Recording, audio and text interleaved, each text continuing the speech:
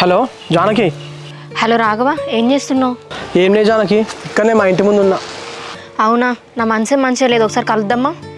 కలుద్దాం కానీ ఎందుకు, ఏమైంది? ఫస్ట్ అయితే నువ్వు మన ఊరు ట్యాంక్ దగ్గరికి రా, మనం కలిసినాక చెప్తాం. సరే వస్తున్నా.